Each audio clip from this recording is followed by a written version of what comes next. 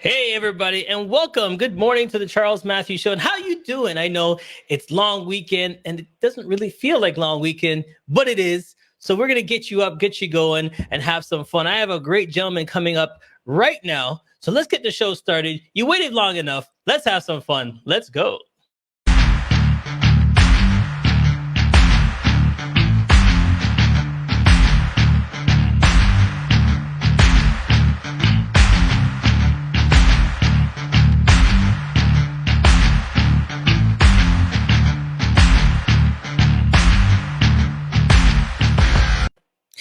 Listen, do you want to build a business that matters? That's the question everybody wants to know. Why build a business and just have it out there? You got to do something with, some oomph, some respect. So this gentleman is going to help us how to do it. Please welcome to the show, Warren. Warren, are you there? I am here. Nice to see you, Charles. How are you? Look at that. They love you already, my friend. Right on. How you doing? I'm doing fantastic. Happy Victoria Day. You too, my friend. We were just talking off camera about, what we do and what have you been doing for this COVID? Oh man, during COVID, it's been crazy. I've been trying to help. I help entrepreneurs, right? Especially those who want to make the world a bit of a better place. Right. And a lot of them, they've been struggling like everybody else during this period. So I've been doing webinars and putting out courses and trying to help entrepreneurs through it. And the good news is, like, none of my clients have had to close down during COVID. A lot of them are actually thriving. They're pivoting. They're doing extraordinarily well. So it's been an exciting challenge, but I've been busier than I've been in years. So they took the situation and changed it and made it work for them. Yeah. A lot of them, it's like really thinking, okay, in every crisis, there's always an opportunity. So what are the changes we can make now to take advantage of it? Now, some have had a bit of a hard time. So it's like, okay, what do we got to dig into in order to get through this period, making the hard choices? Okay. So I asked this question for everybody because I want to know, like, we just met and you're a great guy, but who is Warren? Like, where you started from? What did you want to do? You know what I mean? I see a firefighter in you in the past, or what is it, like, growing up? What was it? Not a firefighter. No, I've had the weird eclectic background to get to where I am. So I'm a business coach now, and I help like ethical entrepreneurs who want to make the world a better place. But I started out as a lawyer. I'm what I call a recovering lawyer. I practiced down on Bay Street for 6.5 years, and then I became a serial entrepreneur. Had a few businesses in the new media space. Then I became a business coach, and in among all of that, I was also a college professor, an actor, and a theater director. Okay, back up. You can't just drop those little ones in there and then pass it by. Let's go back to actor. Yeah. Okay, so how did the acting get in there? Something I always wanted to do ever since I was a kid and never really did. And then when I became a lawyer, it wasn't fully satisfying. And I started taking acting classes and then started doing performing. And then as I went further in that, I really found I thought like a director and started getting into theater directing. And it was super fun and really passionate. So then how did all of that happen? And then also now you are teaching business. Well, it's interesting. They actually all come together. Directing helps me as a business coach a lot because it's all about kind of pulling a performance out of someone, right? Helping them find the best within themselves. Okay. And so that's a big part of it. And then law gives me sort of an analytical, strategic approach to problem solving. And then as an entrepreneur myself, it was all about running business. And that really, I guess that's where it got into it. I was not struggling, but as I went into law, I was trying to figure out how to help make the world a better place. Mm-hmm. Like, I won't go way, but when I was born, I was supposed to die. I was the second person in history to live through this weird congenital defect. Wow. And when I found out about it, I thought, I got to do something with this gift I was given, right? Nice. And so I kept looking, and I thought law, justice, and professor being, actors trying to transform through art. And none of it really took. But then entrepreneurship, I thought, wow, I actually believe entrepreneurship is one of the most powerful forces for positive social change. Okay. Because entrepreneurs look at problems and then come up with solutions to solve those problems. Okay. And so a lot of them, though, they don't have the foundational skills. So they have this desire to do something really good in the world, but they don't all have the business skills because they're motivated by that passion. And so that's what got me into it. I thought, okay, I can really help a lot of really passionate people make an impact in the world by giving them the skills and support that they otherwise lack. Okay, so like they wake up one day and they really want to get out there and they have the knowledge, but there's one piece missing and you help them with that one piece. Yeah, there's generally several pieces, but all around that, the notion of business skills. I get you. I get you. Now it's funny though. Like when I first started to be an entrepreneur, I didn't want to be an entrepreneur. Like, I just love doing the entertainment stuff. I love doing this stuff, and it wasn't for a friend of mine that says, "Why don't you just open up your own business?" And I didn't think about opening up a business. I'm like, nah, what am I doing that for? Right. And then it's like 15 years later, you realize, you look back and you go, what did I get myself into?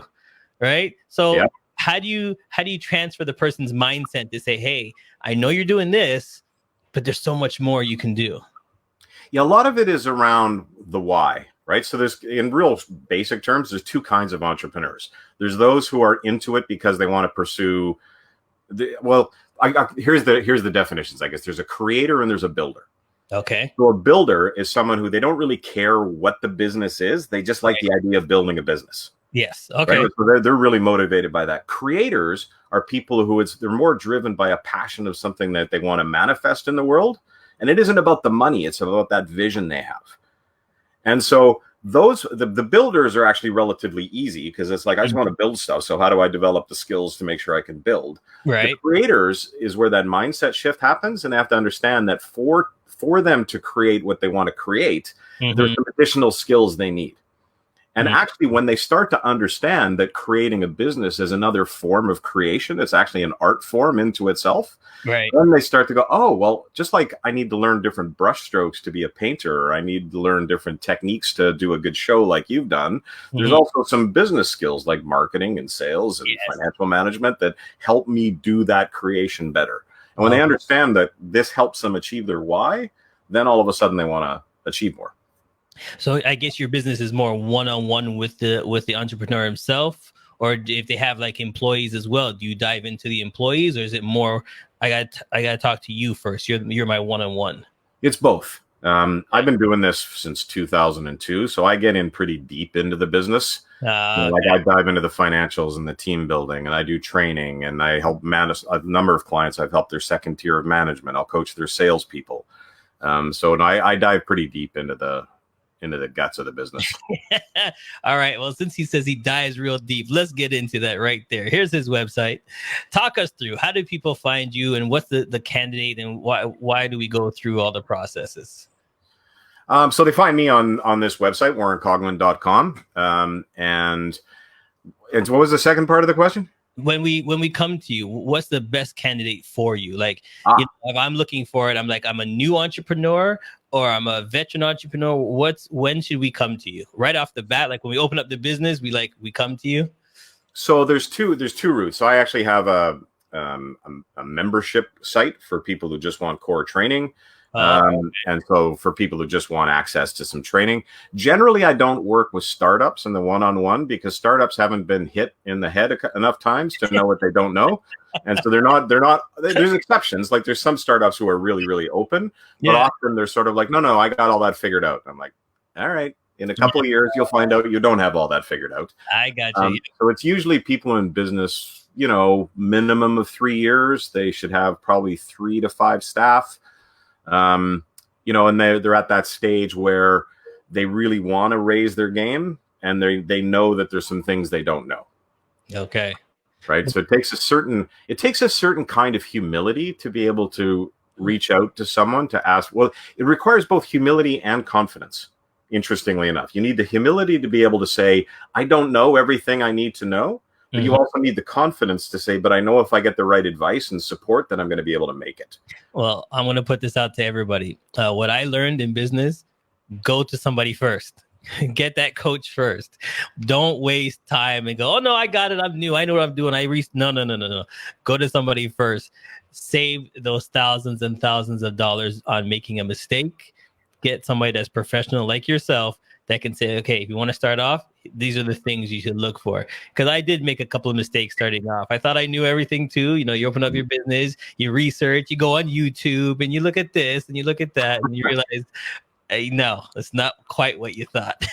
And then there's also the element of accountability. One of the things with entrepreneurship is you don't have a boss, right? So if you decide to eat Doritos watching Netflix in the afternoon, nobody's going to call you on it, right?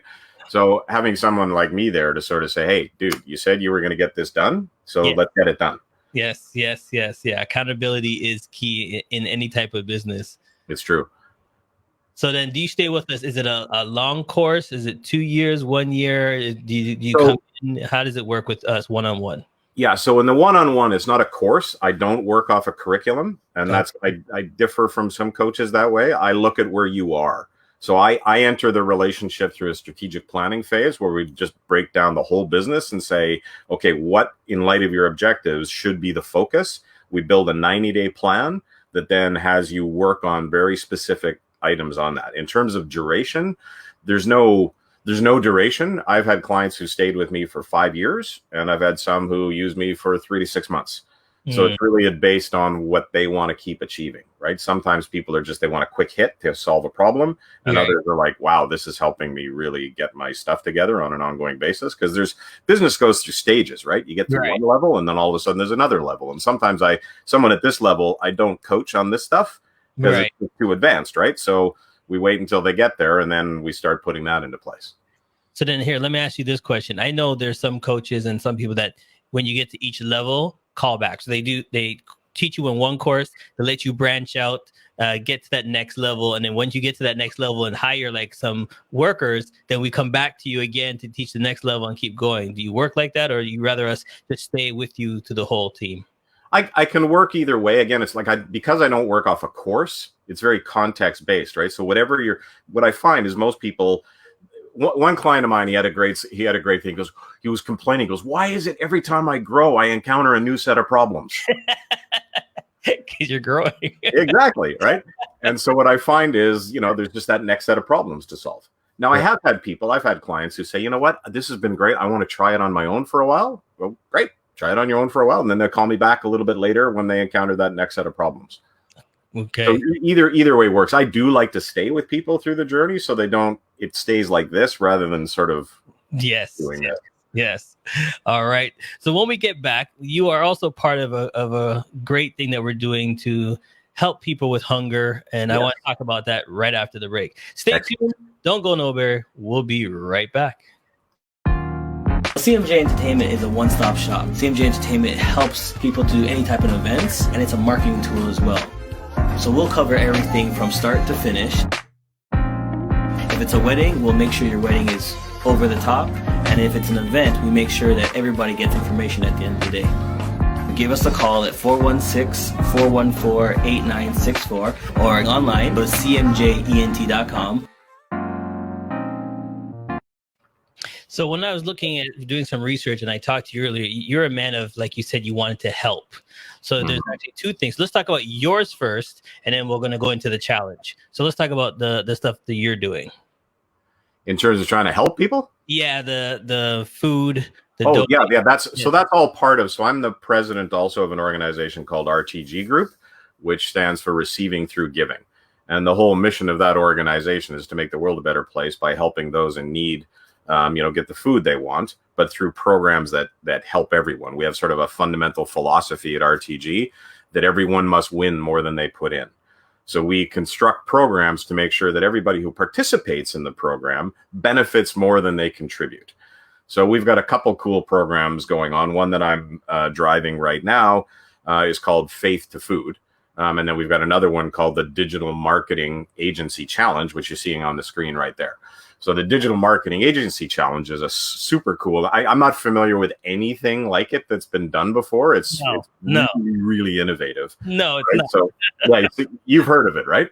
I've been interviewing all the different people about it, and we've been talking about it. I'm like, no, it's not the same. I think it's crazy for you not to jump on board, but you could explain why. Yeah. So if you have a digital marketing agency, you got a chance to win $100,000 by doing good.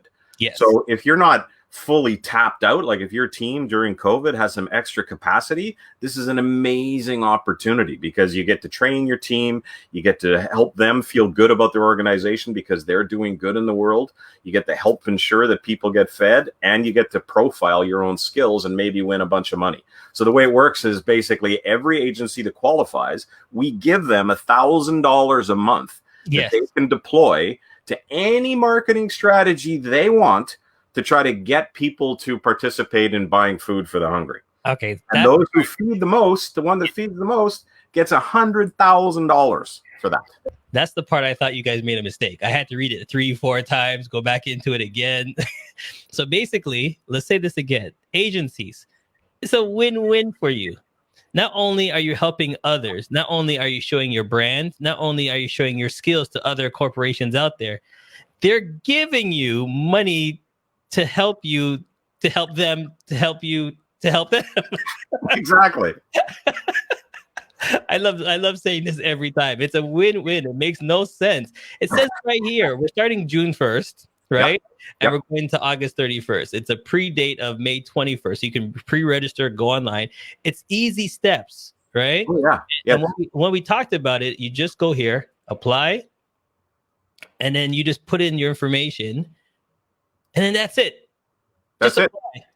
And then they'll look at you, they'll research you, and if you qualify, boom, you're one of how many that are going to receive $1,000 to show your skills to come back out. It's like a race car driver. Here, take this car, drive around the track. Let's see how good you are, and then come back. And then if you are good, we'll give you more money at the end. Exactly.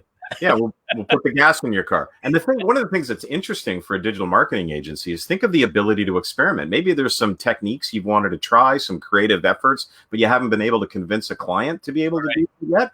We're getting $1,000 where you can innovate like crazy. If you've got a theory that, I think this is going to be a really great lead generation or conversion tactic, right? You can deploy the $1,000 to try that and validate. And if it works, boom, all of a sudden you can say to your clients, look at what we've done. We deployed this technique you've been resistant on, and we won as a result of that. Yes. Every single client is going to want to talk to you after that. Right. What is $100,000? Some good old-fashioned philanthropy. And if you're starting off, this is the thing this is the thing that really, really gets me. If you're starting off, say you're a new marketing team out there, this is a real fantastic way of branding yourself to get yourself out there to other corporates. You know what I mean? Everybody's starting off slow and they're like, well, we need capital. Here's your capital. Exactly. Here's your thing to start. So why would you not try it? Right? Yeah, that's a hard question to answer. Like, it's really, there's no reason not to, because even if you don't win the $100,000, you can say to every prospect and every client, even during COVID, we're a company that still cares about the community. Yeah. And so we did this initiative and we succeeded in feeding X number of people. Yes. There's no way that can be a bad story. No, it's not. And to be honest with you, I think you're the fourth person I've interviewed about this great project. And each time I'm trying to think of a way why it's the bad. I'm trying to be devil's advocate here. I'm honestly trying to think of a way to say why you should not do this. And I can't come up with any. There isn't any. Because the program, can we talk about the program a little bit? Let's talk about people. Like, say you're not an agency, but you want to donate. Yes. That program alone right there is actually phenomenal as well. Because when you donate, you actually get back as a donor as well. Can you talk about that part? Sure. Let me transition that into the faith to food one, because you've had 3 people talk about the digital marketing agency. You haven't heard about this one yet. So this is the other program that we're just about to launch. So we don't have the website up yet, but it's going to be starting soon. Mm-hmm. It's called Faith to Food. And the idea of this is I was noticing that whether it's churches, synagogues, mosques, temples, a lot of them are sitting empty right now, right? Yes. During COVID. And what happens when a community can't gather anymore is the community can start to, dissolve a little bit. Yeah. And so a lot of these faith-based institutions have 3 challenges. Like, how do we keep our community together? How do we make sure we are making money? Like, they have to still generate revenue. A lot of them, their rentals are down, their donations are down. Yeah. And then the third thing is, how do we keep up with our social mission? And so we looked at that and went, well, we've got a solution to that. So we're going to do, like the digital marketing thing is a challenge. We're going to have a challenge among faith-based institutions to see who can feed the most people.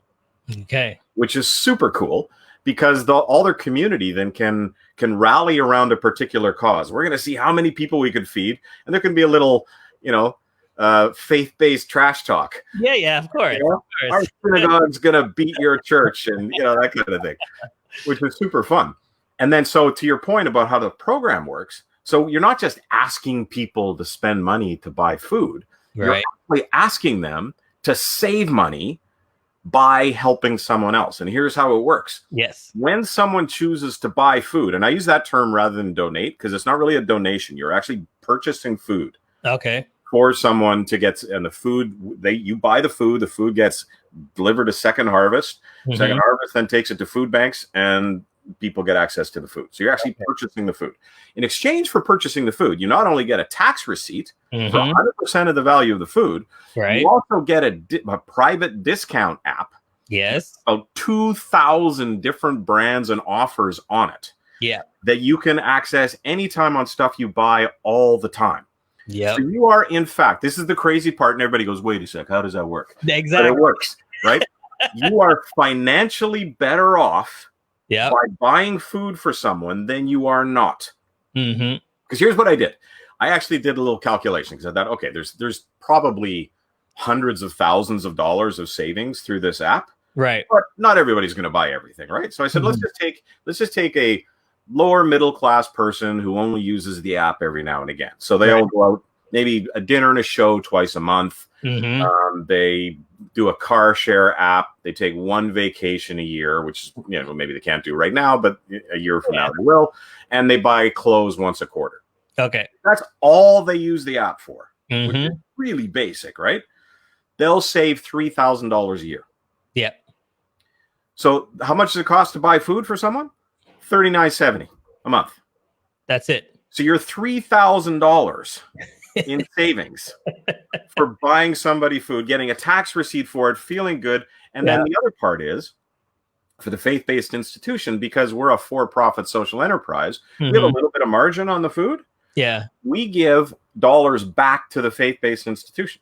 Okay. So that church, synagogue, mosque, if they feed, 500 people, they'll make $18,000. Right. That replaces a whole bunch of rental fees or donation fees. So again, it's one of these, why would you not do that? Why would you not share this with your congregation or members, that this is a way that we can, as a community, help a bunch of people, generate revenue for the church, and rally together as a community, and maybe kick the butt of the church down the street. I love it. See, this is what I was trying to figure out. How there's nothing wrong. So, like you say, I'm not going to say donate. I buy the food. Yeah. Okay. Instantly, as a business person, I get a tax receipt. Yep. Okay. Boom. That helps melt for me, my business for later on, tax time. Boom. Or an individual. Like, it doesn't even have to be a business, right? An individual gets a tax receipt. Okay. So later on, now I want to take my wife out to dinner, and I go, wait a minute. I got this app. I can take out the app, go to these places, and get some type of discount for taking my wife out to dinner. And all I did was help somebody else out. And now I get to take out my wife for a discount dinner. Yes. Oh. Again, I'm trying to figure out why I would not do this. Right. And then, and what you're saying is what's so interesting. And it's probably the biggest challenge we've had.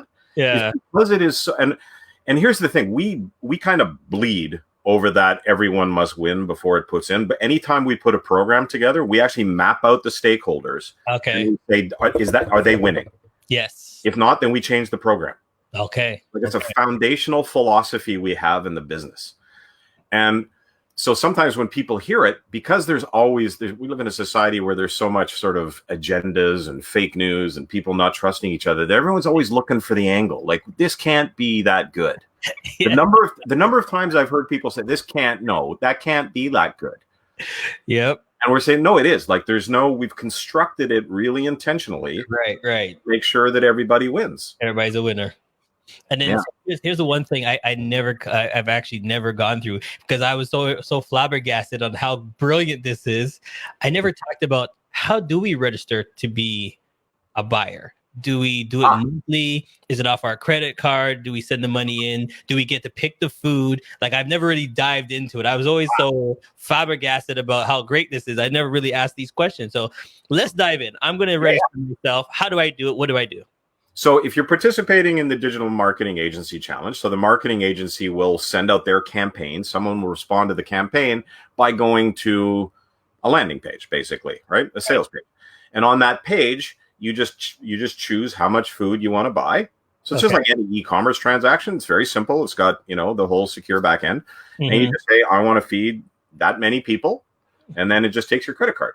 Okay. Right? Same thing with Faith to Food. If a member of the congregation says, hey, Mary, my neighbor, how'd you like to make money by saving someone else, or save money by saving someone else, helping someone else? She goes, sure. Here's the website you go to. Just click. You send them an email or just give them the website, and it's the exact same thing. You just say, this is the number of people I want to feed. Click. Take your credit card, you get your tax receipt, you get your discount app, and it's good to go. Now, the food, so you asked about the food itself. Yeah. So the food is interesting because we tried to think through stakeholders, right? So we're the stakeholders in this case. Well, there's different kinds of people who are in need, right? There's homeless people. There's people who are just, food challenged at home. There's kids in schools. So we thought, how are they going to use it? Like, there's a lot of programs out there, like at a school, where there's food being cooked, right? And yes. But that's hard for someone who's homeless. That's if you're a kid who's ashamed or embarrassed about needing food, you don't want everybody to see. So what we did was we thought we need food that has a long shelf life, that's transportable, and that, people can share or use whenever they want. So basically it consists of basically a granola cup and then two bars that are within one of these like Chinese food containers. Like boxes, right? And there's a few reasons we did it that way. It's really stackable, so at the food bank, it doesn't take up a lot of shelf space. While providing a bunch, right? So it's really conveniently shaped. It also allows people to take it with them. So someone who lives on the street and doesn't want to, is nervous about leaving their stuff outside, they can just take it with them, right? And they don't have to eat it all together at one time. They can use it whenever they want. Does that make sense? That's a brilliant idea. Yes, it is. Yeah. So what I'm doing right now is putting up some contact information on the screen. If they want to contact you, we're going to go down by down. Please don't hesitate, because this is a phenomenal challenge. I want everybody to get involved. If you are a member of a faith-based institution, tell your minister, rabbi, imam, tell them about this and say they got to get involved, because we don't want that other group doing more than we did. And again, it's a win-win for the church. It's a win-win for the community. The community is bonding together to help other people, and you're helping out your church at the same time. All right. Well, my friend, it's been a pleasure to meet with you. It's been a pleasure. It's been a treat. Before I let you go, there's something we always do. It's called the Queen Wave. This is your opportunity to wave to anybody and say hi to anybody out there that might be watching. This is your opportunity. Go ahead. To my daughter, Ayanna, I love you. There you go. I love it. I have Daddy's little girl too. She's upstairs, and they just melt your heart. Oh, totally. I know. Totally. Don't get me started. Yep. And then I'm about to go play basketball with my son, maybe outside. So nice. It's a little wet out there. Good luck with that. Yeah. Well, we'll got to get it done. This is COVID style. Thank you so much. Once again, please don't hesitate. Here, I'll put up the website one more time. Go on, do the challenge. It's phenomenal. And I thank you, Warren, for taking the time to help us out. Oh, thanks for having me here. It was great. All right. We'll talk to you next time. Cheers. Listen, everybody. I keep bringing them on to show you that is a phenomenal program. And now, if you heard, he just introduced another program to help all the churches. So if you belong to a church and you're like, hey, pastor, this is a great opportunity. We can help others, bond together, help people. This is what you should be doing. So don't hesitate. And as I tell you always, you didn't have to, but you did. Thanks for watching. We'll see you next time. Has come to an end, but the fun doesn't have to stop here. If you have any questions, suggestions, or feedback, head over right now to Twitter and Facebook and like, share, and get involved. Join us next time. Please be advised that this podcast is meant for educational and informational purposes only and is in no way a replacement for legal or medical advice. The opinions contained within are solely those of the interviewers and interviewees and should be received as so. Those seeking help or advice are encouraged to obtain professional legal and medical services.